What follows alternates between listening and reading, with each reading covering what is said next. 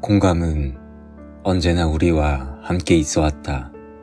그리고 그 공감은 우리가 어려움에 처했을 때마다 힘을 발휘해 왔다.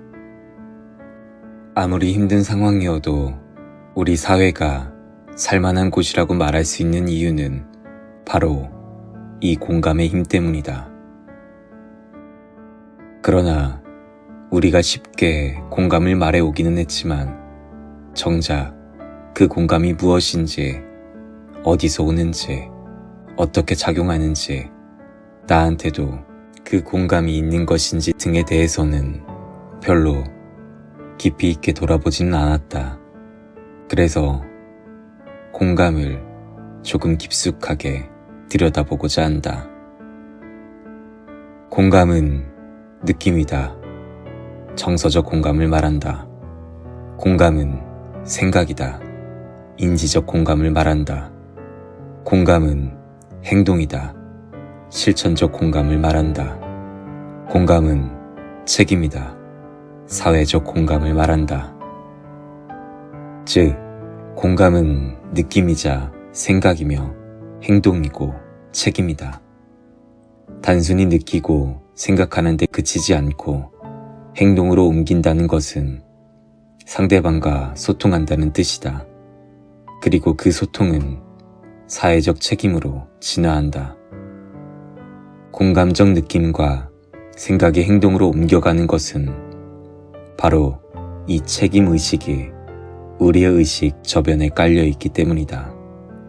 따라서 이 공감의 과정에는 소통이 따라야 한다. 소통하지 않으면 공감이라고 할 수 없다. 소통해야 공감이다. 공감은 다른 사람의 감정과 생각에 담긴 의미를 느끼고 인식하여 소통하는 능력이다. 공감은 느낌과 감정, 이에 근거한 생각과 인식, 그리고 이를 바탕으로 취한 행동, 이 모든 것이 매우 복합적으로 작용하는 개념이다. 강조점을 두는데 차이가 있다 보니 학자들마다 개념 정의가 약간씩 다를 수는 있지만 중요한 공통점이 있다. 공감은 단지 그 사람 안에만 머물러 있는 것이 아니라 다른 사람에게 전달되고 소통되는 과정이라는 것. 타고난 천성이 아니라 성장하면서 개발할 수 있는 능력이라는 것. 그리고 이 모든 것의 총합이라는 것이다. 그래서 나는 공감은 다른 사람의 감정과 생각에 담긴 의미를 정확하게 느끼고 인식하여 소통하는 능력이라고 정의한다. 많은 학자들이 공감이란 정서적인 것뿐 아니라 인지적인 것이라고 정의한 것을 보았다. 그러나 그렇게 느끼고 생각한 것을 행동으로 옮기지 않으면 그것은 동정과 크게 다를 바 없다. 그래서 나는 공감에는 행동이 따라야 한다고 보았고 또 다른 차원인 사회적 책임을 강조했다. 공감은 한 사람이 다른 사람 또는 다른 생명체에 대해 갖는 정서적 감정이다. 공감에서는 이 정서적 측면이 가장 우선시된다. 마음으로, 느낌으로써 정서적으로 동일한 혹은 매우 비슷한 감정을 갖는 것이다. 그렇게 하기 위해서는 타인의 감정을 민감하게 느낄 수 있어야 한다. 이를 감정이입이라고 하는데 다른 사람이 경험하는 감정을 그 사람의 입장에서 거의 비슷한 차원, 동일한 수준으로 느끼는 상태를 뜻한다. 타인의 고통을 측은하게 여기고 불쌍히 여기며 동경하고 함께 괴로워하는 것이다. 그런 점에서 정서적 공감은 동정과 비슷한 감정을 경험하게 된다. 그 사람의 마음의 자리에 가서 그 마음 그대로를 느끼는 것이다. 사람이 경험하는 고통은 그 넓이와 깊이가 다양하여 동일한 상황에서도 경험하는 사람에 따라 감정의 폭이 모두 다르다. 따라서 다른 사람이 경험하는 감정의 폭을 그 사람과 동일하게 혹은 비슷한 수준으로 경험하기란 쉬운 일이 아니다. 그 사람의 입장에 서서 거의 비슷한 차원에서 거의 동일한 수준으로 느끼는 것이 정서적 공감이다. 공감은 다른 사람의 감정과 생각을 인정하고 수용한 것을 전달하는 과정에서 진실성과 진정성을 가지고 소통하도록 한다. 공감은 어떻게 작용하는가? 공감이 발현되고 작용하려면 상대방의 느낌과 감정, 생각과 그 의미를 이해한 뒤 인정하고 수용하는 과정이 우선되어야 한다. 그리고 이해하고 인정하고 수용한 바를 상대방에게 전달하는 행동이 필요하다. 여기까지가 공감의 발현이다. 이 공감이 공감으로서 작용하려면 감정을 전달하는 행동의 과정에서 진실성과 진정성이 전해져야 한다. 쉽게 말해 진심을 전해야 한다는 뜻이다.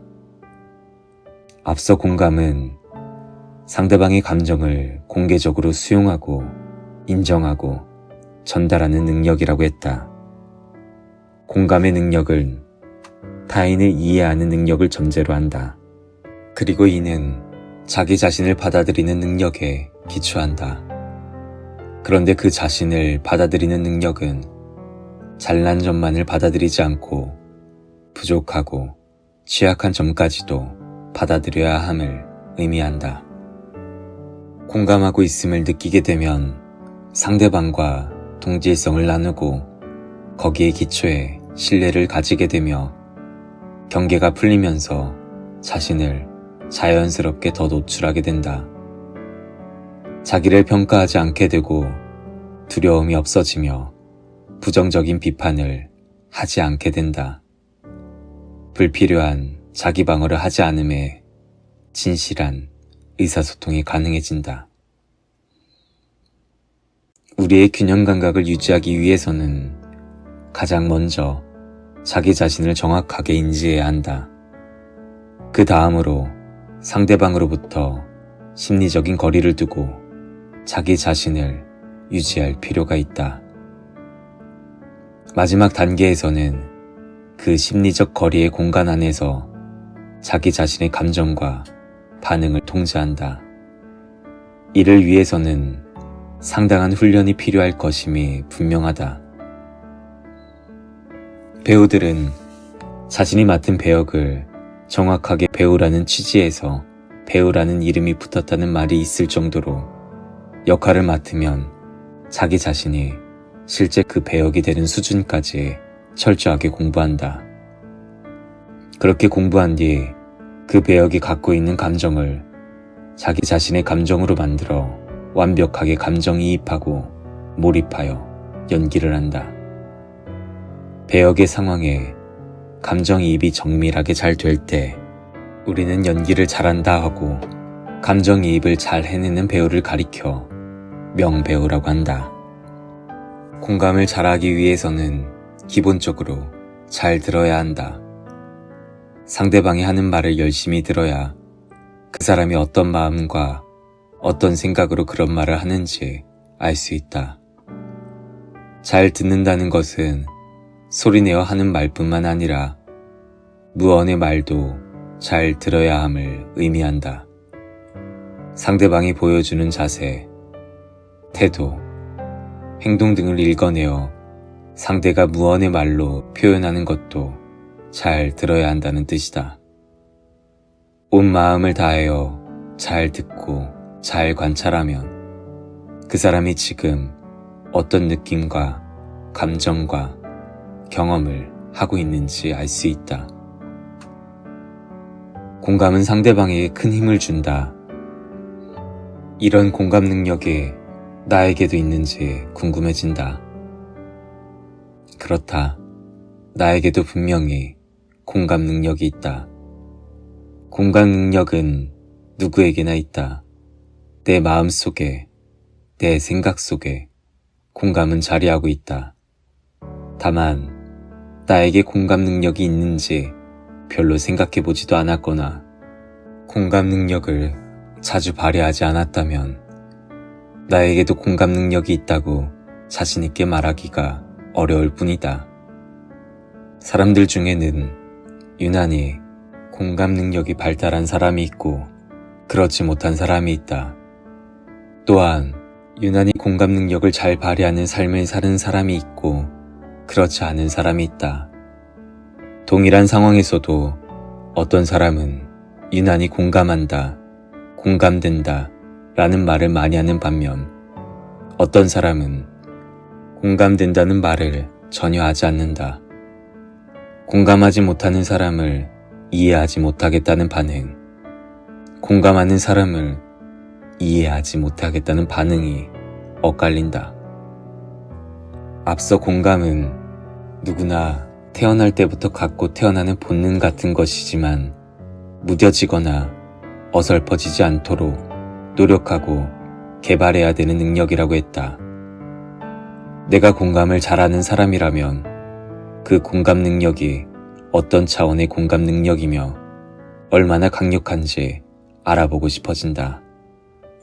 내가 그다지 공감을 잘 못하는 사람이라면 나는 왜 어떤 차원에서 공감 능력을 발휘하지 못하는 것인지 궁금해진다. 상대방의 감정에 공감하는 능력은 자기 자신을 수용하는 능력에 기초한다. 자기 자신도 받아들이지 못하면서 다른 사람을 이해하고 받아들이며 공감한다는 말은 어불성설이기 때문이다.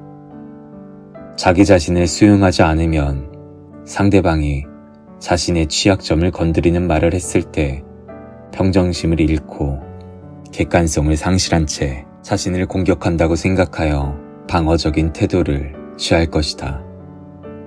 결국 공감을 해주어야 할 때 자신을 방어하는 데 에너지를 소모하게 되는데 이때 그가 권위의식을 가진 사람이기라도 하면 권력을 남용하는 행위를 통해 자신을 방어하고 상대방을 무시하기 십상이다. 공감의 완성은 해결하고 돕고 기여하는 행동의 과정에서 나온다. 행동하는 공감의 힘이다.